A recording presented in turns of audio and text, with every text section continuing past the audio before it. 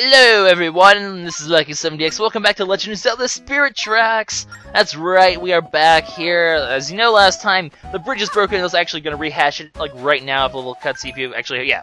Here we go, bridge is out, and that's rather unfortunate. So here we are at the trading post, in order to see if we can find some way to fix said bridge.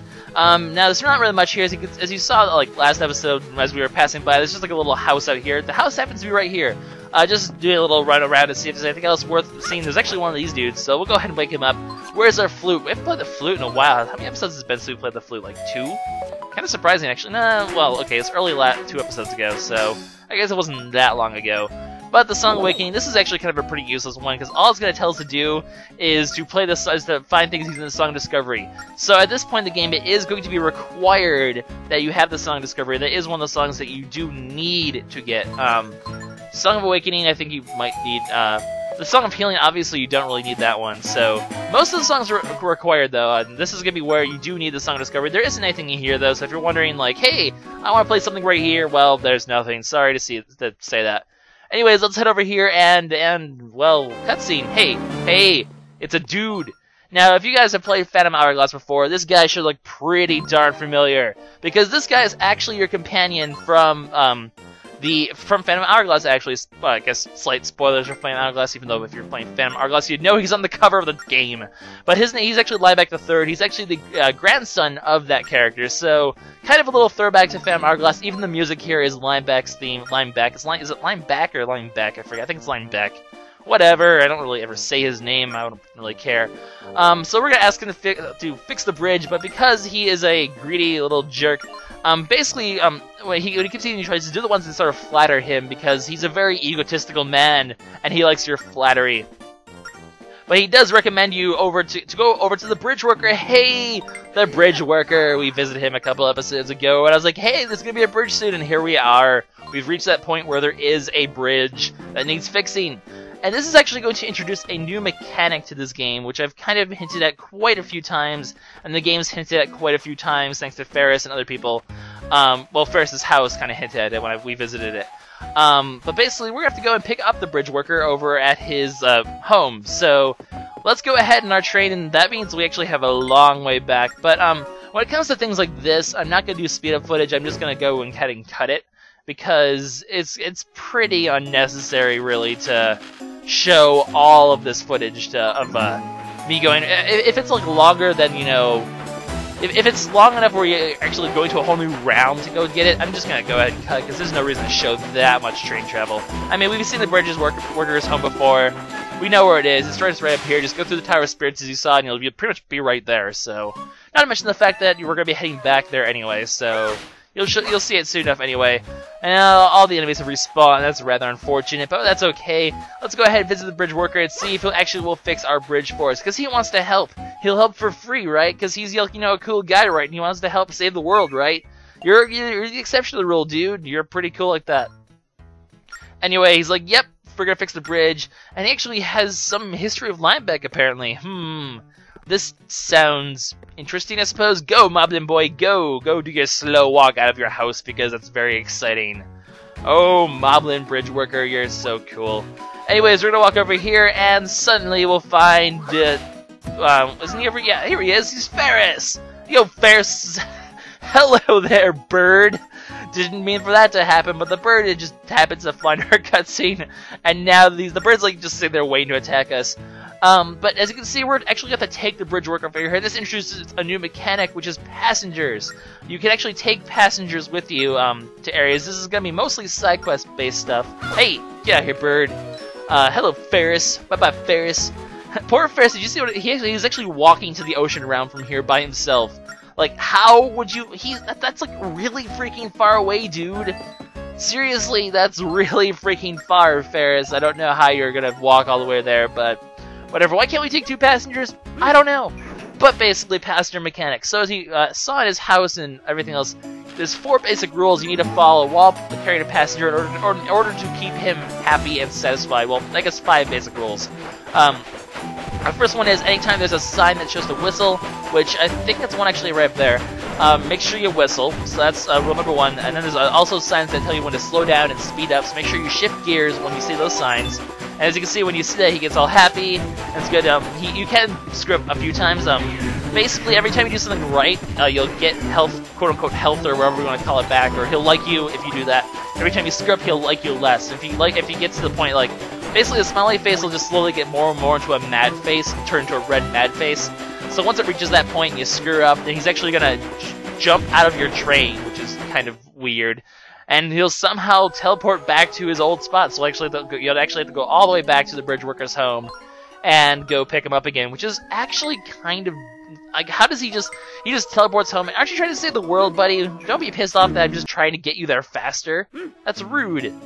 But, yeah, that's how it works. So if you piss off your passengers, they'll just jump out of your train, and I don't know. Kind of weird, but that's just the way the game works. I mean, usually for side questy sort of stuff, bad stuff happens. Anyway, I did purposely screw up here just to show that, yes, as you can see, the face does change. So, like, I think it takes like 5 hits or so.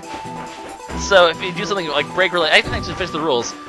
Rule 3 is don't brake very fast like that. That will piss him off. So don't use the brakes unless you're already going at a pretty slow pace. Like, you know, go down to the pause looking icon first, then hit the brakes later once you slow down a bit. That'll be effective. And as you can see, then once you actually do something right, like the slow down speed up section, he actually gets happy again. So it is pretty hard to screw up these segments. They're not too tricky. Just pay attention to your surroundings. Make sure you know the rules and stuff like that. The other 2 rules I haven't mentioned yet are make sure you stop before there's like a little like line. There's like a little sign at stations. So make sure you stop before you get to those stop signs, because you don't want to lose health at the last second. Although if you can take, I mean, obviously you can take hits, so it's not the biggest deal if you slow down and or if you don't do it. But basically, it means that you should start braking, because you can't brake like really fast like that. And because you can't cross that line, you have to pretty much start your braking pretty early if you don't want to screw that up. So I'll demonstrate how to do it right when we get there.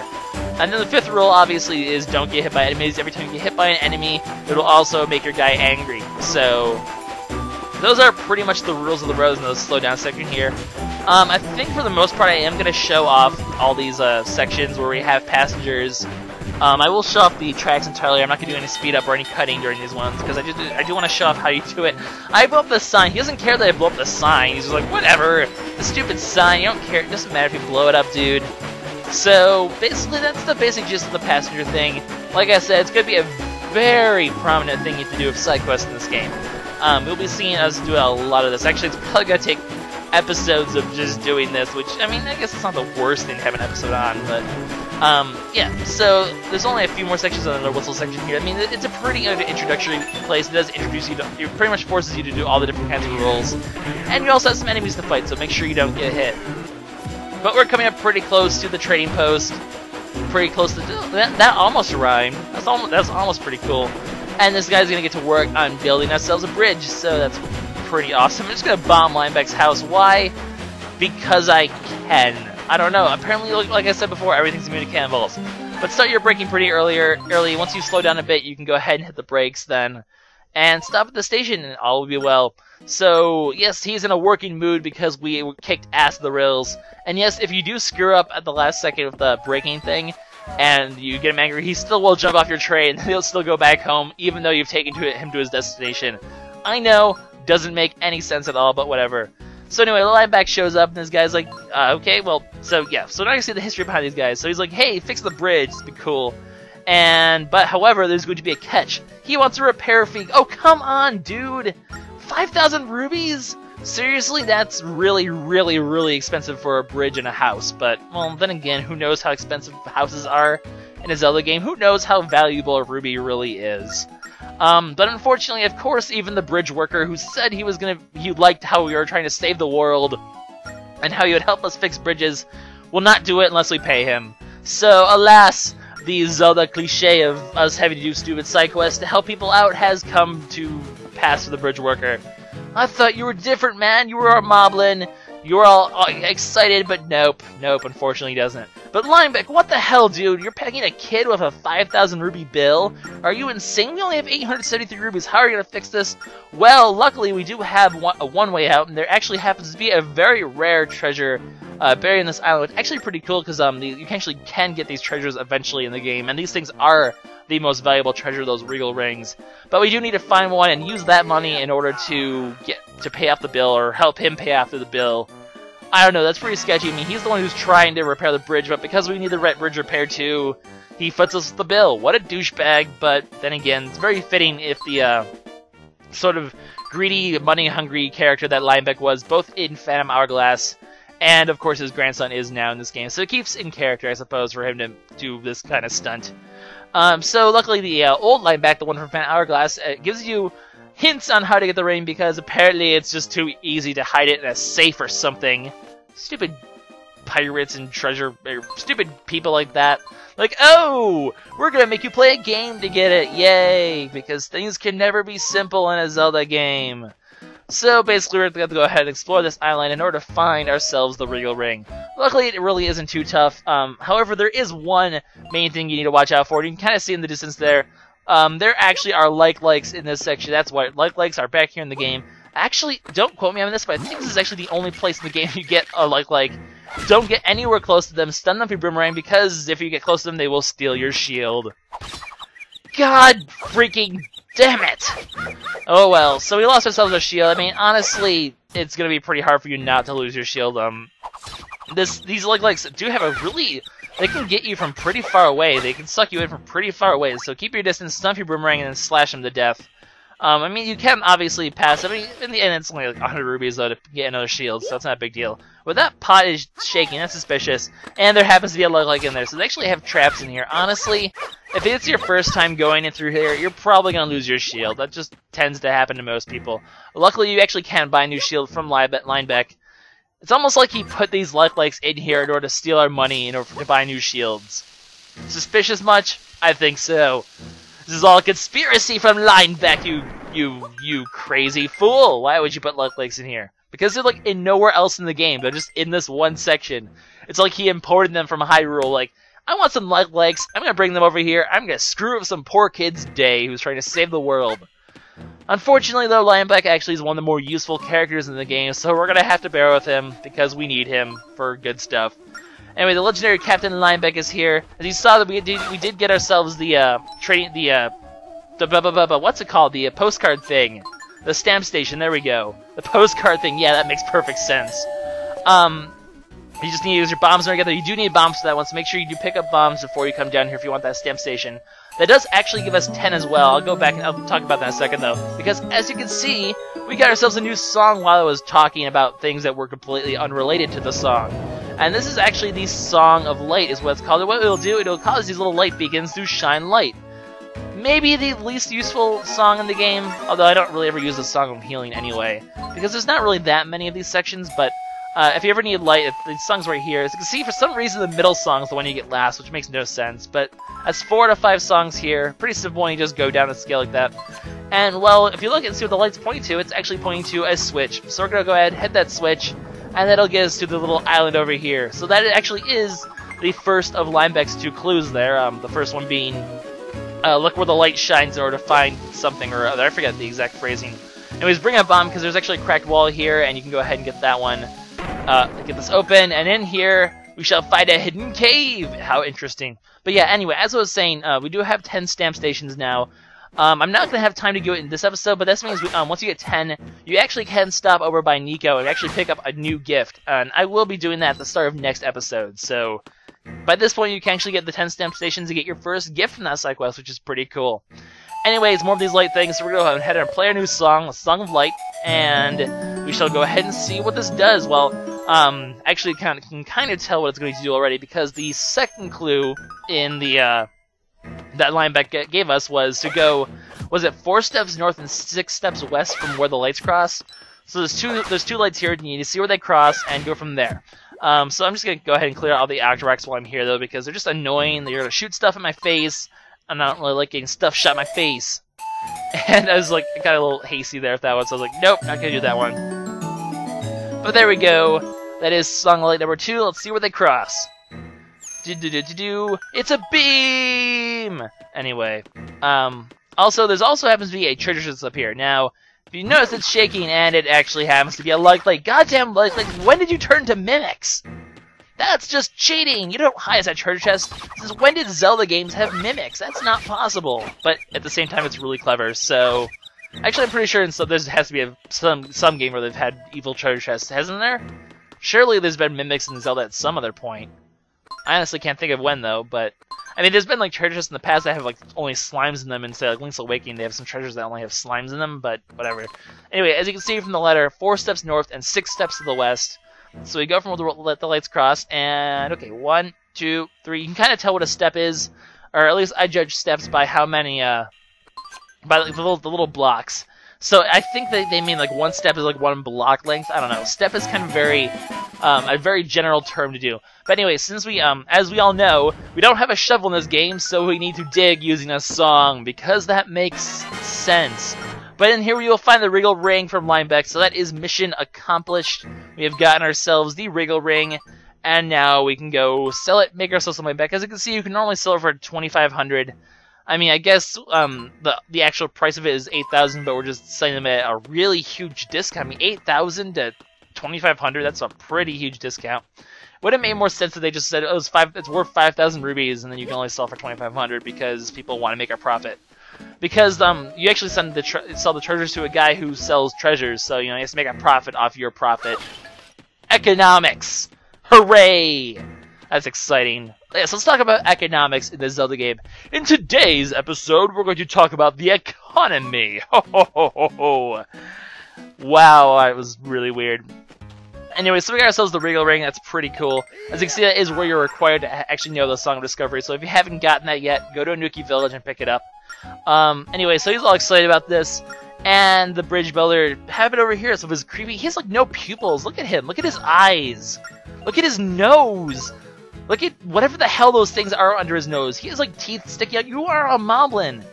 He like snuck on the boat. He's like one of Ganon's horses. He's like, you know what? I'm gonna start my life over as a bridge worker. That's gonna be pretty cool. So he just like dressed up as a human and stuck in a boat. Everyone just thought he was perfectly normal, which makes sense. Anyway, he makes out with the loot, and Mr. Linebeck here is like, oh gosh darn it. So congratulations, buddy. You just stole off your grandfather's heirloom to a bridge worker who looks like a moblin. Kinda sucks to be you. But as you saw, he is a very big treasure collector. So we can actually sell our treasures to him for cash. Or we can trade them in to get new train parts. So this is the big other use for treasure in this game, is to actually get yourself some new train parts, which is pretty cool. Now, for what I'm going to do for this game, I'm not going to get most of them. I'm going to try to get 1 complete set soon-ish. But I'm going to go for the most expensive set, and I'm going to try to get that one. Which actually doesn't show up on the list yet. It won't show up until, I forget what the conditions are to get to show up. But the most expensive set will give you, basically what these train cars will do is it'll actually increase your trains of life. If you get well, any new part that you're going to actually run, I'm going to get a new part soon. I'm just checking out all the different options now so you can see what you need for each one. Because as you can see, there's some pretty hefty treasure requirements for each one. We don't actually have the treasure yet to get most of them, except for the wood ones. I guess that's supposed to be the cheapest looking one. I mean, most of it is just design, because for most train cars, if you have 1 of a set, it'll give you an extra heart. And then if you have the complete set, it'll give you 2 extra hearts for a total of 6. However, the most expensive set in this one will actually give you a total of 8 hearts if you can get all of them. So I'm going to go for that one. I did manage to get it in the first time I played this game, so I don't think it's going to be too hard. I didn't remember it being too tricky to pick it up. In fact, looking over the set requirements on an FAQ, there's really only one thing I'm worried about. It's not even the most expensive stuff. Although the things that you're going to need to get are pretty. I mean, in order to get this super rare train, you do need to get some really rare treasures that we haven't even laid eyes on yet, including Regal Rings. So if you do ever get some Regal Rings, make sure you pick them up. Anyways, we get a new shield from him, and that's fine and dandy. But now we're going to need to actually sell some money, because now that we actually have the option of selling stuff, I actually go to train cars. I didn't mean to. And I did pick myself up a wooden cannon. Don't know if I mentioned that. So we'll actually have 5 hearts on our train now. I'm not going to be able to show it off now, but not tomorrow, but in a couple days, next episode, I'll point out, that now we have 5 hearts thanks to that wood cannon. So you'll see that next episode. I'm going to actually end it before I leave this island. But what we're going to do here in preparation for next episode is I'm actually going to sell a bunch of treasures. I am going to want these ancient gold coins and these mystic jades for the really rare set of train parts. However, I think I only need like 4 of each. So because they're so common, I'm not too worried about selling them off. I'm just gonna basically sell off enough treasures. I mean, if you've gotten everything from the Tower of Spirits and everything else, you should have enough to get a bunch of different things.